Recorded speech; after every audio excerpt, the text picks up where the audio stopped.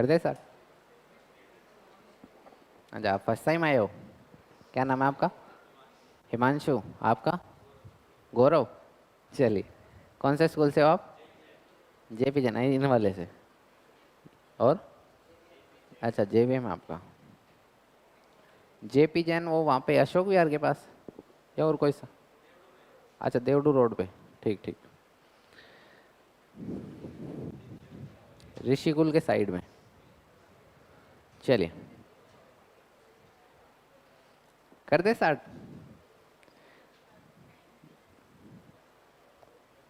कर दे भाई दक्ष स्टार्ट।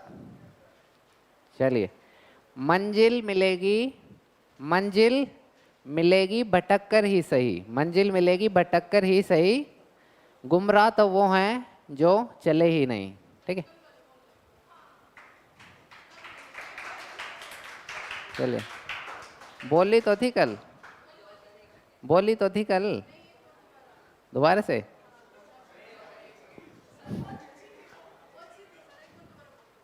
चलिए, आप रिश्तों की बात करते हो, आप रिश्तों की बात करते हो, रिश्ते तो एक पल में बदल जाते हैं, रिश्ते तो एक पल में बदल जाते हैं, आप समंदर की बात करते हो, लोग तो आंखों में डूब जाते हैं। चलिए, नमस्कार दोस्तों, तो एक बार फिर से आप सभी का स्वागत करते हैं। मैं गौरव शेजवाल, गोल्ड मेडलिस्ट। तो डिटर्मिनेंट का चैप्टर हमने स्टार्ट करा था। कौन सा चैप्टर स्टार्ट करा था? डिटर्मिनेंट का चैप्टर हमने स्टार्ट करा था, जिसमें हम मैट्रिक्स इक्वेशन की हेल्प से मैट्रिक इक्वेशन को सोल्व करना सीख रहे थे। इक्वेशंस को हम क्या करना सीख रहे थे? सोल्व करना सीख रहे थे। किसकी हेल्प से? मैट्रिक्स मेथड की हेल्प से। किसकी हेल्प से? मैट्रिक्स मेथड की हेल्प से। ठीक है, चलिएगा। तो कल जो होमवर्क क्वेश्चन दिए थे आप लोगों ने ट्राई किए? चलिए, बहुत बढ़िया, करने चाहिए ट्राई होमवर्क क्वेश्चन। तो हम एक स्पेशल क्लास ले लेंगे सैटरडे या संडे को, नेक्स्ट सैटरडे या संडे को, या फिर कभी भी बीच में, जिसमें हम सारे होमवर्क क्वेश्चंस को डिस्कस कर लेंगे। ठीक है, चलिए, जो भी आपका डाउट है तो उसमें बता दीजिए आप। ठीक है, जितने भी बच्चे ब्रांचेज पे पढ़ रहे हैं उनको जो भी डाउट है होमवर्क क्वेश्चन में आप मेरे पास भेज दीजिए, फिर उस स्पेशल क्लास में उन सबको ऐड कर लेंगे। ठीक है, चलिए, तो आज के लेक्चर में भी हम आगे अपने डिटरमिनेंट के डिस्कशन को आगे प्रोसीड करने वाले हैं। चलिए देखिएगा, कॉन्सिस्टेंट इक्वेशंस क्या होती है? कॉन्सिस्टेंट इक्वेशन क्या होती हैं? आपने 10th क्लास में इक्वेशंस पढ़ी थी। दो स्ट्रेट लाइन है, दो क्या हैं? स्ट्रेट लाइन है, ये इंटरसेक्ट कर रही हैं। क्या कर रही हैं? आपस में इंटरसेक्ट कर रही हैं। तो देखिए, कितने पॉइंट पे मिल रही हैं? एक पॉइंट पे। तो इसके सॉल्यूशन कितने होंगे? Unique solution. 10th क्लास में पढ़े थे हमने, कितने सॉल्यूशन होते हैं इसके? Unique solution. कितने सॉल्यूशन होते हैं? Unique solution.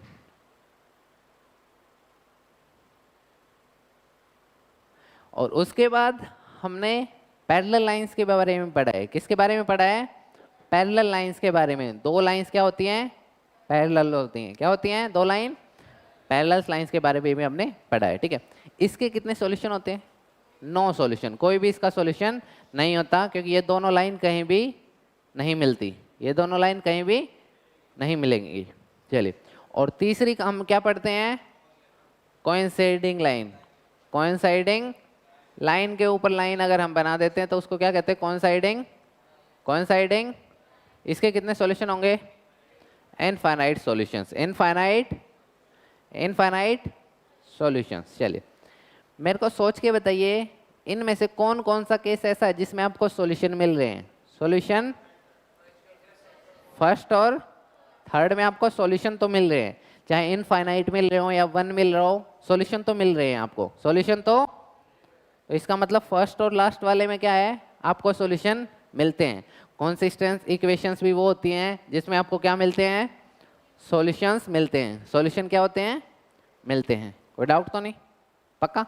तो कंसिस्टेंट इक्वेशन कौन सी होती है जिसमें आपको सॉल्यूशन मिल जाते हैं? लिखिएगा, in equations in which, equation in which solution exist, equation in which solution exist. ठीक है,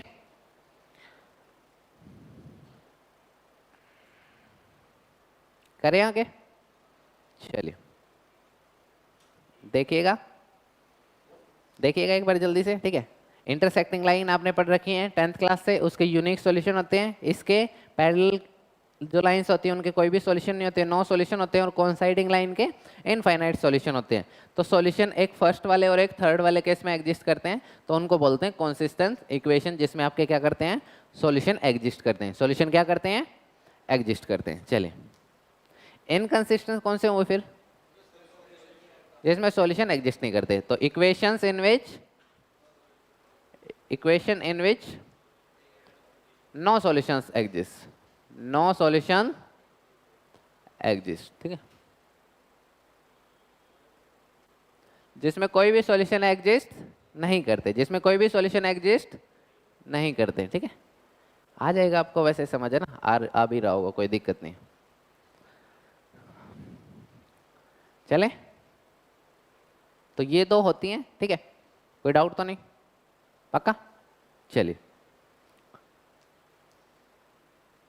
ये आपके पास इक्वेशन है, ये आपके पास क्या है, इक्वेशन है दो, ठीक है।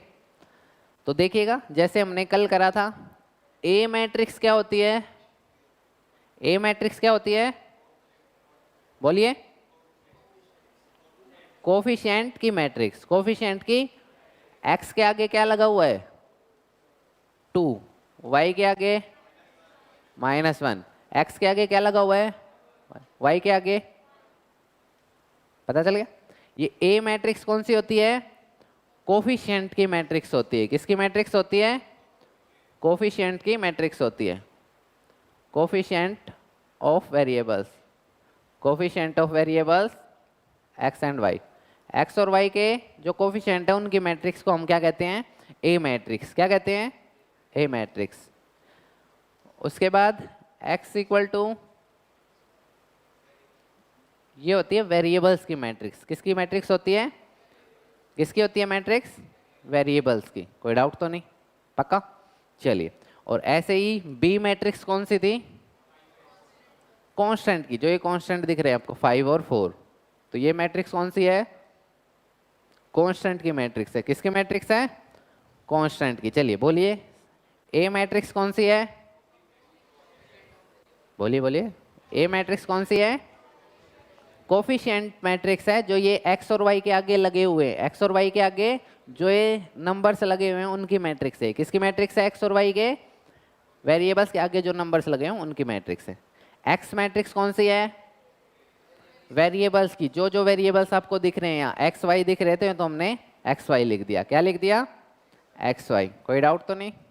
चलिए ऐसे ही बी मैट्रिक्स कांस्टेंट की, किसकी है बी मैट्रिक्स, कांस्टेंट मैट्रिक्स है। कोई डाउट किसी को, हमेशा यही रहेंगी, हमेशा ए मैट्रिक्स हमेशा कोफिशिएंट की रहेगी, एक्स हमेशा वेरिएबल्स की रहेगी, और बी हमेशा कांस्टेंट की रहेगी, बी हमेशा कांस्टेंट की रहेगी। चलिए तो क्या हो गया, a into x, A into, इस a को मैं x के साथ मल्टीप्लाई करूंगा तो उसको किसके इक्वल रख दूं, b के। क्यों, मल्टीप्लाई आती है आपको, कैसे करते हैं, इसके तो रो वाइज डब्बे बनाते हैं और इसके कॉलम वाइज बनाते हैं ऐसे ही।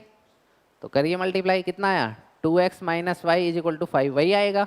तो क्या लिखना है आपको, सिर्फ ax is equal to b, ax is equal to a into x is equal to, कोई डाउट तो नहीं।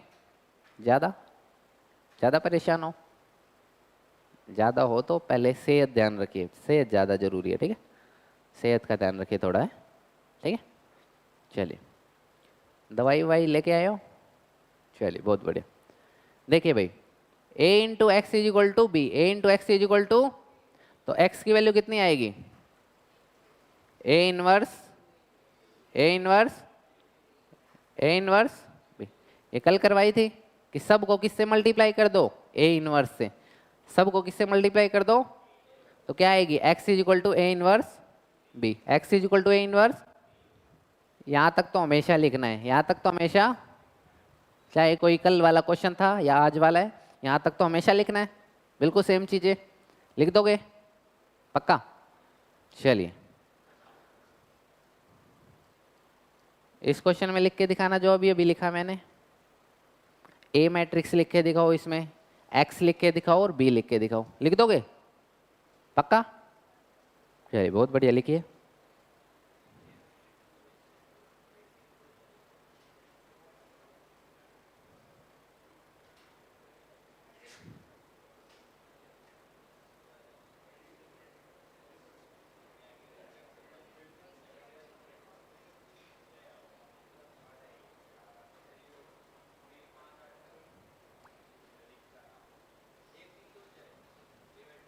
क्या हो जाएगी?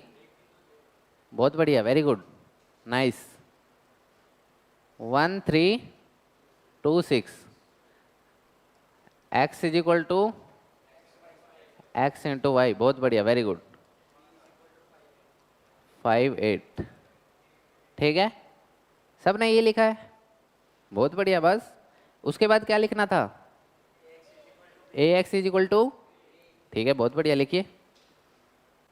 ए एक्स इज इक्वल टू, उसके बाद एक लाइन बताई थी, क्या बताई थी? कल लिखवाई थी, ये लिख दो तो अच्छी बात है। Pre multiply by A inverse on both side, A inverse on both side.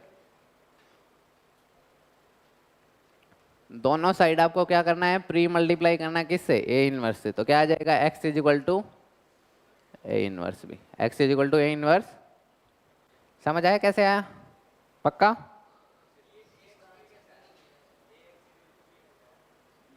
अच्छा, ये कैसे आया? बहुत बढ़िया, वेरी गुड। देखिएगा ध्यान से, मल्टीप्लाई करनी आती है आपको दो मैट्रिक्स की? चलिए कैसे करते हैं? Row by column. तो इसके तो डब्बे कैसे बनाते हैं हम? Row wise. और इसके मल्टीप्लाई करके दिखाइए एक बार इनको। चलो देखेंगे, पहले अभी तो इसकी बात कर लें। इसको मल्टीप्लाई करके दिखाइए और बताइए क्या आया मेरे को। कर दोगे? ए और एक्स को मल्टीप्लाई कितना है बताइए? ये आया होगा x plus 3y, 2x plus 6y। इसको किसके इक्वल रखना चाहते हो आप? 5 8 के। 5 8 मतलब b के। डन, बहुत बढ़िया, वेरी गुड। सबको समझ आया? आगे ना ये पता, a और x को मल्टीप्लाई कर करके दिखाया था और वो किसके इक्वल है? b के इक्वल ही है। तो इसलिए ये क्या आया? ax is equal to b। फिर भी किसी को कोई डाउट हो तो पूछिए। चले आगे। ए इनवर्स निकल सकता है इसका? क्या आएगा बताइए? कितना आ रहा है? हाँ भाई, ए आपको दे रखा है, क्या दे रखा है? क्या निकालना है इसमें? A inverse. क्या निकालना है? तो पहले तो क्या निकालना पड़ेगा? डिटर्मिनेंट। क्या निकालना पड़ेगा? और डिटर्मिनेंट कैसे निकालते हैं? डायगोनल एंट्री को मल्टीप्लाई करते हैं। तो 6 इंटू 1 6 माइनस डिटर्मिनेंट कितना आया? डिटर्मिनेंट कितना आया? Very good. Determinant is 0। Determinant is कैसी मैट्रिक्स है ये आपकी? वो तो ठीक है। ए मैट्रिक्स का एक नया नाम बताया था, क्या नाम है? बहुत बढ़िया, क्या नाम बताया था? सिंगुलर। जब डिटर्मिनेंट 0 आ जाए तो क्या कहते हैं हम उसको? ए इज सिंगुलर। ए इज तो ध्यान दीजिएगा थोड़ा। अगर ए मैट्रिक्स सिंगुलर आ जाए, क्या आ जाए? क्या आ जाए? तो आपकी जो इक्वेशन होती है इनकंसिस्टेंट होती है। कैसी होती हैं? कैसी होती हैं? अभी आगे थोड़ा सा और मॉडिफिकेशन पढ़ोगे, पहले अभी सिर्फ इसको देखो। ए क्या है? सिंगुलर है आपके पास, क्या है? तो डिटरमिनेंट ए कितना होगा? डिटरमिनेंट ए कितना होगा? 0। कितना होगा? चलिए पिछले वाले पे फिर से आते हैं, इसका और निकाल लीजिए एक बार।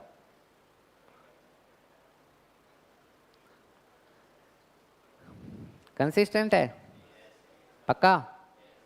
डिटरमिनेंट कितना है? 3। नॉन जीरो है, मतलब कितना है? डिटरमिनेंट है आपका नॉन जीरो। कितना है? Non zero. वो तो नहीं मिट गया? अच्छा ये मिट गया, ऐसा भी हो जाता है। ए इज सिंगुलर। चलिए तो डिटरमिनेंट कितना होगा इसका? इज 3, जो 0 के इक्वल नहीं है। तो this implies A is non singular. तो नॉन सिंगुलर होगा तो क्या होगा? कंसिस्टेंट होंगी। आपकी इक्वेशन कैसी होंगी? सिर्फ यही बताना था आपको कि इक्वेशन कंसिस्टेंट है या नहीं है, सोल्व करके नहीं दिखाना। सोल्व करके ध्यान से देखिए क्या कह रहा है, examine the consistency of the equation. सिर्फ आपको ये बताना है कि इक्वेशन कंसिस्टेंट है या कोई डाउट तो नहीं? चलिए ये तो बता दिया आपने कि कंसिस्टेंट तब होंगी जब डिटर्मिनेंट 0 ना आए, और नॉन कंसिस्टेंट कब होंगी? जब 0 आ जाए। नॉन कंसिस्टेंट या इनकंसिस्टेंट कब होंगी? जब। लेकिन अब फिर दिमाग में आता है कि सर वो तो बता दो कि पैरेलल कौन सी होंगी, यूनिक वाली कौन सी होंगी, है ना? दिमाग में आता है ना, यूनिक सॉल्यूशन वाली कौन सी होंगी, इनफाइनाइट वाली कौन सी होंगी, और पैरेलल वाली कौन सी होंगी, नो सॉल्यूशन वाली कौन सी होंगी। ठीक है, पहले इनकंसिस्टेंटी का डिस्कशन बताइए। समझ आ गया सबको? कंसिस्टेंट का समझ आ गया? कोई क्वेश्चन आएगा तो कर दोगे? ये 3 का है, किसका है? 3 ऑर्डर का है, कोई बात नहीं। ए क्या होता है?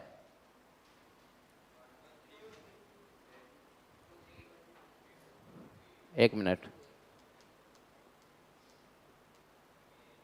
इसका बताइए, उसका भी ज्यादा डिफिकल्ट हो जाएगा, इसका बताइए।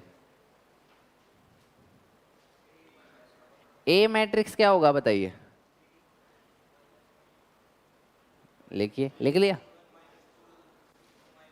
3 -1 -2, बहुत बढ़िया, यही गलती करी। x का कोफिशिएंट क्या है? 0 नहीं मानना आपने अभी, यही गलती करोगे। x का नहीं दे रखा तो क्या मानना है? 0। y का 2 और z का 3 -5 और कोई डाउट तो नहीं? x क्या होगा? अब की बार x y z हो जाएगा, क्योंकि 3 वेरिएबल है। कितने वेरिएबल हैं? 3 वेरिएबल है। कितने वेरिएबल है? 3 वेरिएबल्स हैं। और b क्या होगा बताइए? 2 -1, कोई डाउट तो नहीं किसी को? पक्का बताइए, कोई डाउट? डिटर्मिनेंट ए निकालना आता है? 3x3 ऑर्डर का डिटर्मिनेंट निकालना आता है? निकालिए, आप लोग को आता है? देखिएगा, आता है तो निकालिए। फिर आपको भी आता है, बहुत बढ़िया, फिर निकालिए।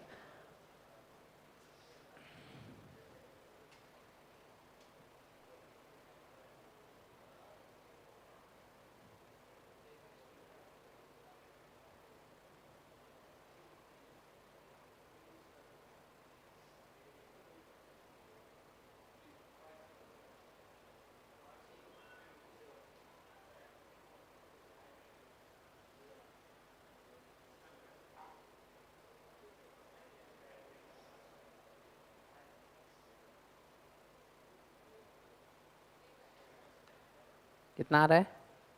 0 0 ही आएगा। सबको निकालना आता होगा डिटर्मिनेंट तो, है ना? 3x3 ऑर्डर का डिटर्मिनेंट बता रखा है।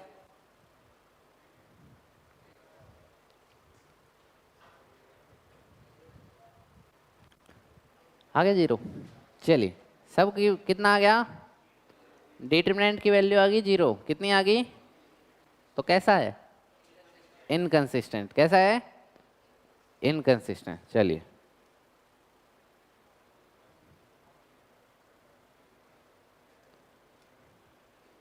कोई डाउट तो नहीं किसी को? हाँ, किसी को कोई डाउट तो नहीं? चले आगे।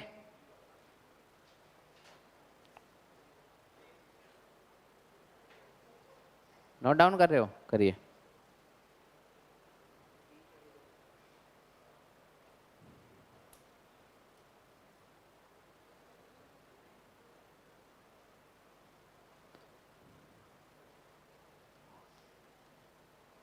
अगर चलिए इसको ए लिखिए, पहले क्या लिखिए? ए बताइए क्या होगा? 1 3 1 ए 2 ए। पक्का? बी क्या होगा? 1 2 एक्स क्या होगा? XY Z। बता दोगे कंसिस्टेंट है इनकंसिस्टेंट? पक्का बताना।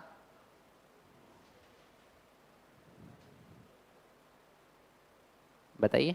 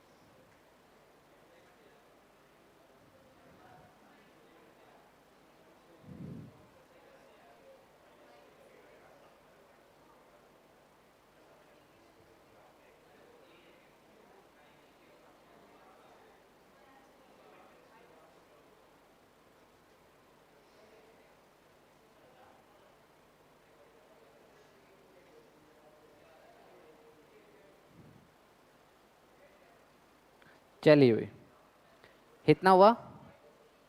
आ गया? -3। -3 है, चलिए बहुत बढ़िया। तो ए पे डिपेंड कर रहा है, किस पे डिपेंड कर रहा है? चलिए, ऐसे ही आपको कंसिस्टेंट और इनकंसिस्टेंट के बारे में पता चला है नहीं चला? बिल्कुल पता चला, ठीक है। तो देखिएगा ध्यान से, और एक मैंने कहा था कि आगे हम अपने डिस्कशन को बढ़ाएंगे, ठीक है। तो दो टाइप से हम कंसिस्टेंसी को हम वो करते हैं, यही कर लेते हैं, यहाँ कर लेते हैं।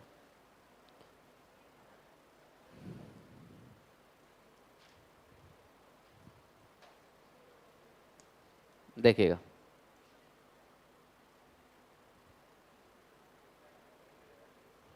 इसको हम दो पार्ट्स में डिवाइड कर देते हैं। किसमें? एक तो कंसिस्टेंस में और दूसरा इनकंसिस्टेंट। देखिएगा ध्यान से अब, ठीक है। आपने डिटर्मिनेंट निकाला, क्या निकाला? क्या निकाला? अगर डिटर्मिनेंट नॉन जीरो आ जाए, क्या आ जाए? तो हमेशा क्या होगा? क्या होगा? हमेशा क्या होगा? कंसिस्टेंट। अगर डिटर्मिनेंट क्या आ जाए? अगर डिटर्मिनेंट क्या आ जाए? इनकंसिस्टेंट। कई बार डिटर्मिनेंट क्या आ जाए? तो इनकंसिस्टेंट भी हो सकता है और कई बार कंसिस्टेंट भी हो सकता है। क्या हो सकता है? ठीक है, दोनों हो सकते हैं, दोनों।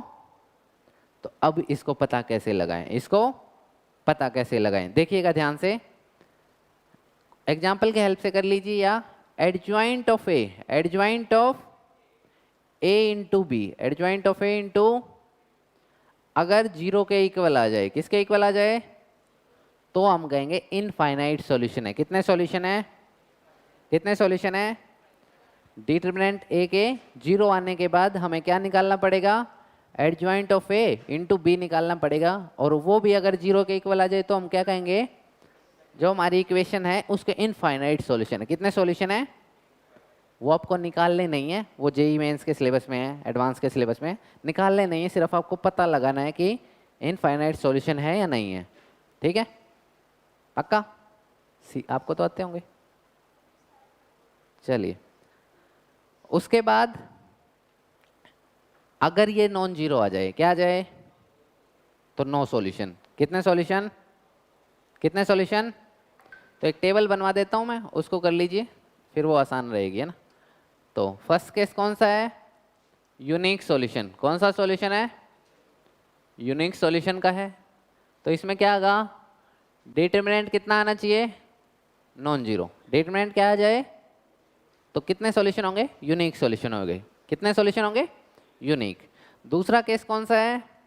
नो सॉल्यूशन या इनफाइनाइट सॉल्यूशन। नो सॉल्यूशन या इनफाइनाइट सॉल्यूशन। तो क्या हो सकता है भाई? नो सॉल्यूशन या इनफाइनाइट सॉल्यूशन में सबसे पहली कंडीशन तो क्या है? डिटरमिनेंट कितना आना चाहिए दोनों में? डिटरमिनेंट कितना आना चाहिए दोनों में? 0। और उसके साथ साथ आप किसको निकाल के देखोगे? Adjoint of A into B निकालिए। एडजॉइंट ऑफ ए इंटू, वो किसके इक्वल आना चाहिए? यहाँ तो आना चाहिए नॉन जीरो के, और इधर आना चाहिए 0 के। अगर 0 के इक्वल आ जाए तो इनफाइनाइट सॉल्यूशन, और नॉन जीरो के इक्वल आ जाए तो नो सॉल्यूशन, इनकंसिस्टेंस। तो इस केस में क्या होगा? इनकंसिस्टेंट। और इस केस में क्या होगा? अगर इनफाइनाइट सॉल्यूशन आ गए तो कंसिस्टेंस। कोई डाउट नहीं? एग्जाम्पल के हेल्प से करते हैं और आसानी से समझ आएगा। अच्छा, नोट डाउन करना था, करिए, लिख लीजिए आराम से। वैसे नोट्स में मिलेगा आपको आराम से ये, ठीक है।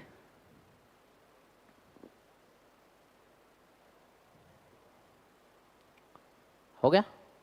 चले, चलिए।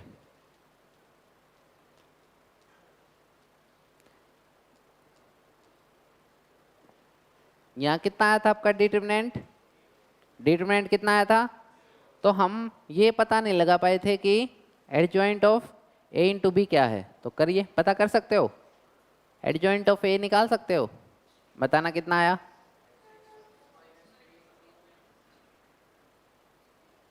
लिखिए।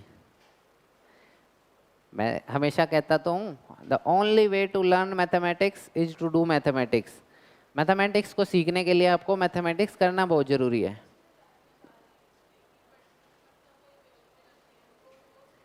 इनफाइनाइट सॉल्यूशन है इसका मतलब। कैसे सॉल्यूशन है? नहीं, कौन कह रहा है? कौन कह रहा है इनफाइनाइट है? ये इक्वेशन देखिए, नो सॉल्यूशन की है।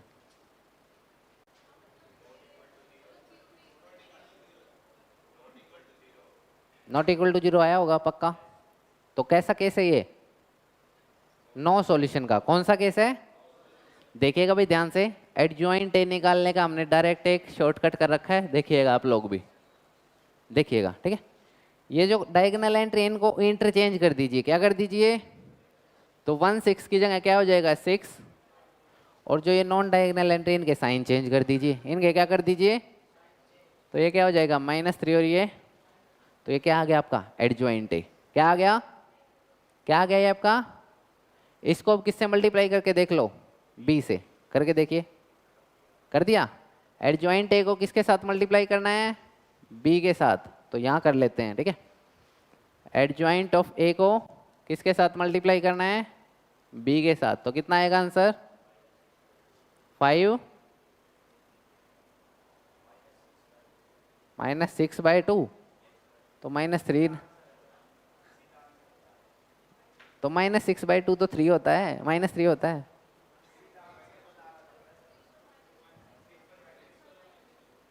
सिक्स और -2।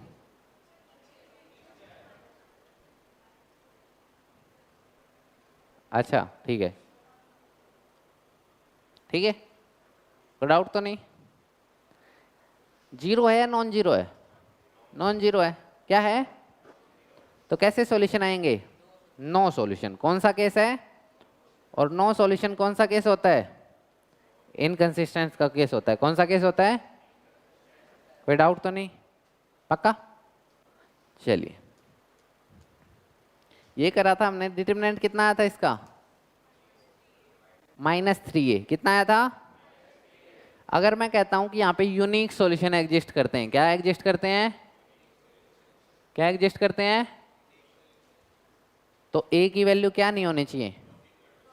नॉट इक्वल टू, मतलब a की वैल्यू बस 0 नहीं होनी चाहिए। क्या नहीं होनी चाहिए? और कुछ भी हो सकती है, और कुछ भी। चलिए, तो डिटरमिनेंट ए आप लोगों ने निकाला था -3a।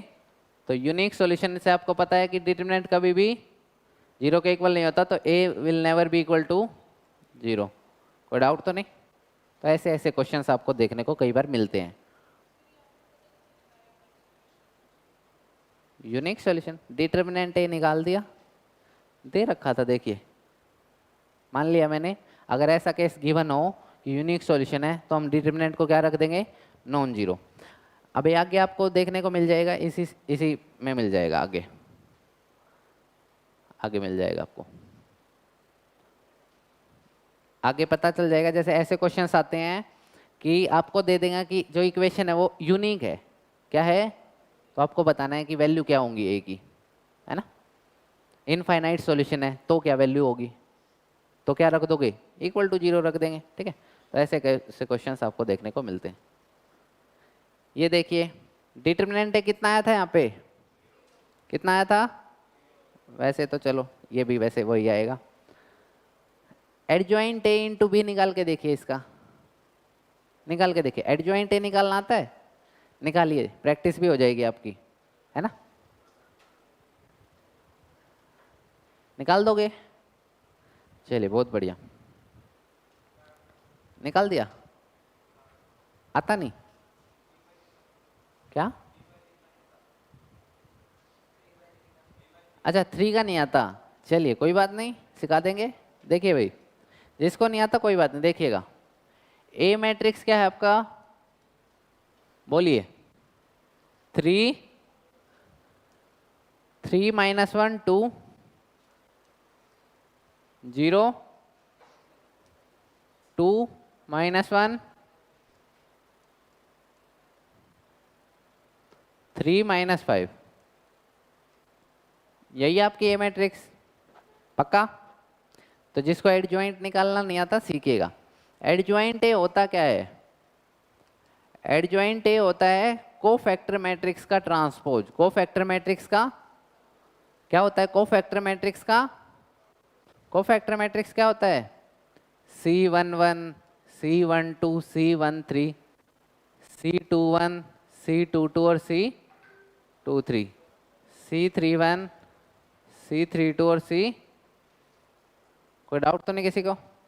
कोफैक्टर मैट्रिक्स के ट्रांसपोज को ही हम क्या कहते हैं, एडजॉइंट ए, क्या कहते हैं, क्या कहते हैं। अब आपके दिमाग में आ रहा होगा सर ये कोफैक्टर कैसे निकलेगा, ये कोफैक्टर देखिएगा, ये कोफैक्टर कैसे निकलेगा। C11 क्या कह रहे हो, हाँ हाँ माइनर सिखाएंगे अब, ठीक है। कोफैक्टर कैसे निकलेगा, अब कोफैक्टर निकालने के लिए हमें क्या चाहिए, माइनर की हेल्प चाहिए, किसकी हेल्प चाहिए, तो माइनर कैसे निकलेगा, अब देखिए माइनर कैसे निकलेगा, क्या लिख रखा है यहाँ पे 1 1, तो A11 कौन सा एलिमेंट है, ये वाला एलिमेंट है, फर्स्ट रो और फर्स्ट कॉलम में यही एलिमेंट है। तो देखिएगा कैसे निकलता है, ये जिस रो में आ रहा है वो रो खत्म और वो कॉलम खत्म, वो रो खत्म और वो क्या बचा, 2 -1 -5 0, यही बचा है। तो लिख लीजिए बस इसको, 2 -1 -5 0, इसको सॉल्व करना सिखाया था अभी अभी, कैसे सिखाया था, डायगोनल एंट्री को मल्टीप्लाई करिए माइनस नॉन डायगोनल एंट्री, तो कितना आया 0 माइनस, ये तो 5 हो गया, तो कितना आया आंसर -5, कितना आया। ऐसे ही अब क्या निकालेंगे, M12, M कौन सा एलिमेंट है M12, ये वाला है। तो जिस रो में आ रहा है वो रो खत्म और जिस कॉलम में आ रहा है वो क्या बचा, 0 -1 3 0, 0 -1, तो ठीक है लिखिए 0 -1 3 0, 0 इंटू 0 0 माइनस ऑफ -3, कितना आया +3, कितना आया, आगे निकालते जाओगे। अब आगे देखिए M13 कितना आया, कौन सा है M13, -2, यही है M13। तो क्या करेंगे, जिस रो में आ रहा है वो रो खत्म और जिस कॉलम में आ रहा है वो कॉलम खत्म, क्या बचा 3 -5, 0 2 3, लिख लीजिए 0 2 3 -5, इन दोनों को मल्टीप्लाई करिए 0 -6, कितना आया, कोई डाउट तो नहीं, निकाल दोगे। अब जो बच गए 6 बच गए, 2 1 2 2 निकालोगे, निकालिए एक बार, तो बताइए मेरे को M21 कितना आया, 2 2 कितना आया, 3 1, सब बताइए।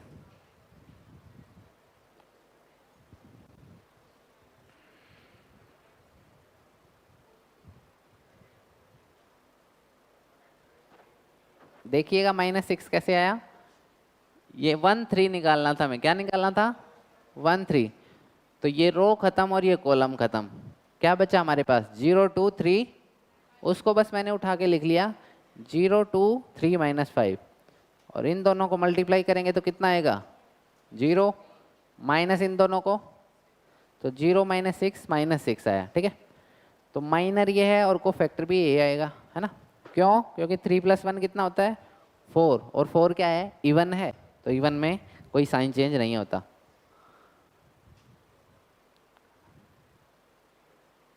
ठीक है, निकालना है अब, एक्यूरेसी आने लगी या गलत हो रहा है अब भी? अगर गलत हो रहा है तो घर प्रैक्टिस नहीं कर रहे, मतलब है कर रहे हो, मैं तो पूछ रहा हूँ क्या हो गया।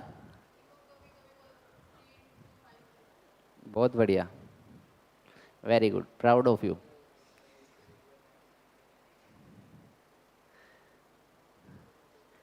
चलिए भाई, निकाला आप लोगों ने।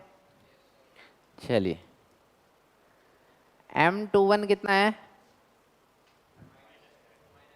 -10, M22 -6 +6, M23 -12, M31 5, M32 -3 और M33 सब लोगों का आ गया, आप लोगों को आगे निकालना। चलिए अब हमें तो कोफैक्टर चाहिए थे, ये तो माइनर निकाल दिए हमने। क्या निकाल दिए? हमें तो क्या चाहिए था कोफैक्टर चाहिए था। तो कोफैक्टर देखिए कैसे निकलता है, कोई बड़ी बात नहीं है। C21 C22 C23 C31 C32 और C, देखिएगा क्या डिफरेंस होता है कोफैक्टर और माइनर में, बस छोटा सा डिफरेंस होता है। 2 + 1 कितना होता है 3, ओड है इवन है, तो इसका साइन चेंज हो जाएगा। इसका साइन क्या हो जाएगा, तो ये 10 -10 था तो +10 हो जाएगा। क्या हो जाएगा 2 + 2 इवन, जो लिखा हुआ है वेजिटीज लिख दो। 3 + 2 इवन या ओड, साइन चेंज कर दीजिए। 3 1 5 है तो 5 ही रहेगा, ये 6 हो जाएगा। कोई डाउट तो नहीं? ऐसे ही यहाँ पे भी कर दोगे। C11 सेम रहेगा, C12 में बस माइनस का साइन हो जाएगा। तो लिखें यहाँ, चलिए लिखते हैं यहाँ पे क्या आएगा, बताइए क्या क्या आंसर आया आपका। C11 कितना आया -5 -3 -6 10 6 12 5 3 6 आ गया भाई। ये ट्रांसपोज लेना है अभी, इसका क्या लेना है, क्या लेना है इसका, मतलब जो रो में लिखा हुआ है, जो रो में, उसको कहाँ कर दो कॉलम में लिख दो। कहाँ लिख दो, तो जो ऐसे लिखा हुआ है -5 -3 -6, उसको कैसे कर दो ऐसे। चलिए ठीक है, कोई डाउट तो नहीं? चलिए बहुत बढ़िया। फाइनल आपका एडजॉइंट आ जाएगा। क्या आ जाएगा, क्या आ जाएगा एडजॉइंट। तो मेहनत ज़्यादा नहीं करा ली इसने आपसे, ज़्यादा करा ली ना, तो ऐसे ऐसे क्वेश्चन बहुत देखने को मिल जाएंगे आपको। ठीक है, 4 मार्क्स में, कितने मार्क्स में 4 मार्क्स में हो, सब में हो क्या रहा है, माइनर निकलवा रहा है आपसे। क्या निकलवा रहा है, तो कभी भी इनवर्स का क्वेश्चन आए, लास्ट में बताऊंगा, कैसा भी क्वेश्चन आए बस माइनर निकाला ना तो 3 नंबर मिल जाएंगे 4 में से। ठीक है पक्का, लेकिन लास्ट में बताऊंगा वो कब निकालना है। ठीक है, इनवर्स का क्वेश्चन हो, है ना, ये इक्वेशन सोल्व करने वाले हो, इन सब में। ठीक है, चलें आगे, चलिए आगे चलते हैं। ठीक है, तो एडजॉइंट ऑफ ए कितना है आपका बताइए फाइनली, -5, हाँ 10,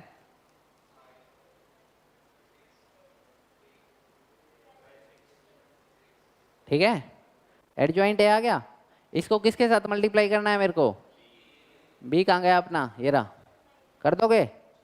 कितना आया, 0 आया है नॉन जीरो, नॉन जीरो कितना आया, तो क्या बोलोगे, डिटर्मिनेंट ए भी 0 आया, लेकिन जब हमने adjoint of A into B करा तो कितना आया, नॉट इक्वल टू 0, तो हम क्या कहेंगे, नो सॉल्यूशन। इसके क्या है, कोई सॉल्यूशन एग्जिस्ट ही नहीं करते, कोई सॉल्यूशन एग्जिस्ट ही नहीं करते, कोई भी सॉल्यूशन इसके एग्जिस्ट ही नहीं करते। ठीक है, कोई डाउट तो नहीं किसी को, पक्का? चलिए, इसको करोगे घर से, पता लगाओगे, पता लगाना। ठीक है, ये इनकंसिस्टेंट है, कंसिस्टेंट है, या कैसी है इसका। ठीक है, चलिए पढ़ते हैं इसको। अच्छा क्वेश्चन है। ठीक है, इंग्लिश ज़्यादा लिखी हुई है बस थोड़ी सी, है ना, पढ़ते हैं, है ना, इंग्लिश पढ़ते हैं थोड़ी सी।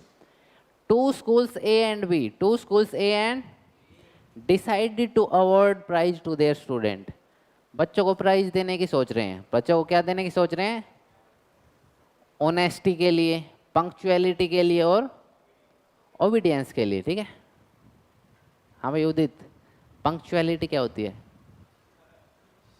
इंग्लिश पढ़ते हो गया आप? कोई बात नहीं, डेली आप लोग आते हो क्लास में, उसको कहते हैं पंक्चुअलिटी। क्या कहते हैं? पंक्चुअलिटी। डेली डेली आप आते हो, मैथ से कोई रिलेटेड नहीं है, वैसे फालतू का सवाल पूछ लिया मैंने। ठीक है, आपको कोई ज़रूरत नहीं है, मैथ में कोई ज़रूरत नहीं है, पता हो अच्छी बात है, नहीं पता तो और अच्छी बात है। ठीक है, चलिए देखिएगा ध्यान से। ठीक है, school A decided to award a total rupees of 11,000। 11,000 का क्या करना चाहता है वो? प्राइज देना चाहता है। क्या देना चाहता है? Prize. For 3 values, for 3, 2, 5, 4 and 3 student respectively. ठीक है, 5 बच्चों को ऑनेस्टी के लिए, 4 के पंक्चुअलिटी के लिए और 3 को ओबीडियंस के लिए। ठीक है, while school B decided to give 10,700 rupees for the 3 values 4, 3, 5 student. ठीक है, if all the prize together amounts to 2700। ठीक है, ठीक है, देन आपको इनके आंसर देने हैं। ठीक है, पहले आपको बताइए क्या आप इस डाटा से इक्वेशन बना सकते हो? कुछ क्या क्या बनाओगे, सोचो, दिमाग लगाइए थोड़ा सा। हाँ, 2 तो ये सबको दिख रही है, 5x plus 4y plus 3z is equal to 11,000, ये तो सबको दिख रही है। बहुत बढ़िया, बस बस उसी में दिमाग लगाना था। देखिएगा भाई ध्यान से। ठीक है, 10 रुपए के आप पेन लेने जाते हो। ठीक है, 5 पेन लेके आए तो कितने होंगे? 10 इंटू 5, 50 हो जाएंगे। तो ऐसा ही केस यहाँ पे है, अगर हम x रुपीज देते हैं ऑनेस्टी के लिए तो क्या करें? 5 से मल्टीप्लाई कर दें तो कितना आ जाएगा? 5x आ जाएगा। वैसे ही अगर हम पंक्चुअलिटी के लिए 20 रुपीज दे रहे हैं और आपने 15 पेन खरीदे तो कितना हो जाएगा? कितना आया? 20, 300, कितना आया? मल्टीप्लाई करा हमने, मतलब क्या करा है? मल्टीप्लाई करा है। तो यहाँ भी y को किसके साथ मल्टीप्लाई कर देंगे? 4 के साथ। ठीक है, और z को 3 के साथ। कोई डाउट तो नहीं? पक्का? क्या देख रहा है? बायो की क्लास देख रहा है नहीं? चलिए, तभी तो ये यहाँ बैठा है। कुछ नहीं, एंजॉय। चलिए भाई, सबको समझ आ गई इक्वेशन? तो क्या है? 5x plus 4y plus 3z is equal to 11,000। कोई डाउट तो नहीं? दूसरी इक्वेशन क्या है? 4x plus 3y plus 5z 10,700। और लास्ट वाले में बस थोड़ा सा ध्यान देना है। ठीक है, ये इस चैप्टर में तो यूज होगा ही, एक 12th चैप्टर है आपका, उसमें भी यूज होता है काफ़ी। इफ़ ऑल द 3 प्राइजेज, अगर हम 3 प्राइजेज की टुगेदर इकट्ठा कर दें अमाउंट को, अमाउंट कितनी थी? XYZ। तो XYZ को अगर हम इकट्ठा कर दें, मतलब सम कर दें उनका, तो कितना हो जाएगा? x प्लस वाई प्लस किसके इक्वल है? 2700 के। तो तीसरी इक्वेशन क्या बनेगी? x plus y plus z is equal to 2700। कोई डाउट तो नहीं? पक्का? ये तो आपने क्या बना ली? इक्वेशन बना ली। क्या बना ली? तो करना वही है, सोल्व करना है इनको, बस क्या करना है, आती है ना आपको, कल सिखाई थी। लेकिन उससे पहले देखिए थोड़ा सा सीबीएसई की कुछ रिक्वायरमेंट, मतलब बोर्ड की कुछ रिक्वायरमेंट होती है, उसमें सीबीएसई नहीं सभी बोर्ड की है। देखिएगा ध्यान से, ये कहता है इससे पहले मैट्रिक्स फॉर्म बनाइए। क्या बनाइए? वैसे दिमाग होना चाहिए, इसके बिना कैसे हम मैट्रिक्स फॉर्म बना लेंगे, नहीं बना सकते। तो वैसे बोर्ड को तो बेवकूफ़ बना दिया जाता है कि इसको नीचे लिख दो। कहाँ लिख दो? नीचे लिख दो बस, ठीक है। थोड़ा सा स्पेस छोड़ के इसको नीचे लिख दिया करो। ऊपर आपको मैट्रिक्स फॉर्म ही बनानी है, ए लिखना है ऊपर, इससे ऊपर क्या लिखोगे? 5 4 3 4 3 5 1 1 1। एक्स क्या होता है? X y z. और बी क्या है? 11,000 10,700 और 2,700। कोई डाउट तो नहीं? इसमें हमें मल्टीप्लाई भी करके दिखाना पड़ेगा। क्या करके दिखाना पड़ेगा? बस ये थोड़ी सी अजीब सी चीज़ें हैं, जब हमें पता है आंसर तो यही आने वाला है आंसर तो, लेकिन फिर भी करके दिखाना पड़ता है। बोर्ड की रिक्वायरमेंट होती है कहीं करके दिखाओ। नहीं दिखाया तो मार्क्स कटेंगे, नहीं दिखाया तो क्या होंगे? मार्क्स डिडक्ट हो जाएंगे। देखिएगा ध्यान से, ए क्या है आपका? 5 4 3 4 3 5 1 1। इसको किसके साथ मल्टीप्लाई करना है? किसके साथ करना है? एक्स वाई जेड के साथ। और किसके इक्वल है ये?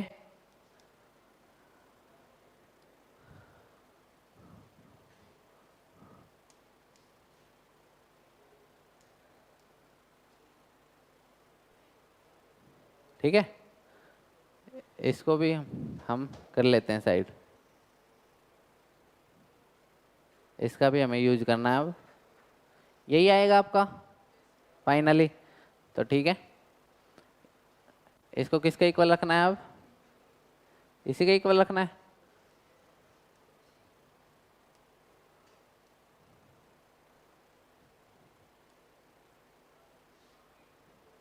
ठीक है, इसको अब कंपेयर कर देना। अब क्या कर देना? होना चाहिए था, मैंने बताया था मैथमेटिशियंस लेजी होते हैं बहुत, ठीक है, बहुत ही ज़्यादा। लेकिन आप लोगों को लिखना पड़ेगा ये, ठीक है। कोई डाउट तो नहीं? अब इनको कंपेयर कर दो। क्या कर दो? अब आपकी इक्वेशन आ जाएंगी। आपकी क्या आ जाएंगी? 5x + 4y = this, this = this. कोई डाउट तो नहीं? पक्का सबको? अरे ठीक है, रुक जा, समझ गए? यहाँ बस, अच्छा ये एक्स्ट्रा लिखा हुआ है, ये जो इक्वल टू था ये एक्स्ट्रा लिखा हुआ था, इसको हटा दीजिए, ठीक है। अब ठीक है ना? तो इसको कंपेयर कर देना, आपकी इक्वेशन आ जाएंगी। कंपेयर करोगे तो क्या आ जाएगी? आपकी इक्वेशंस आ जाएंगी। कंपेयर करोगे तो इक्वेशन आ जाएगी, और उसके बाद हमें सोल्व करना आता ही है। कल के टॉपिक में हमने करा था कि कैसे इक्वेशंस को सोल्व करते हैं, ठीक है। तो एक बार आप कोशिश करना, प्रीवियस लेक्चर जरूर देखिए, ठीक है। लीजिए मैं नंबर लिख देता हूँ, ताकि फिर आप मेरे को भेज दीजिए, मैसेज कर दीजिए, तो मैं आपको लिंक्स प्रोवाइड कर दूंगा, ठीक है। नंबर नोट कर लीजिए आप।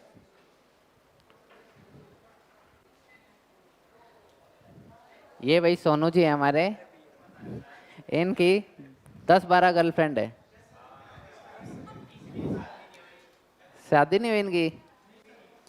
सबकी शादी हो गई, गर्लफ्रेंड की तो सबकी शादी हो गई, बेचारी इसकी नहीं हुई।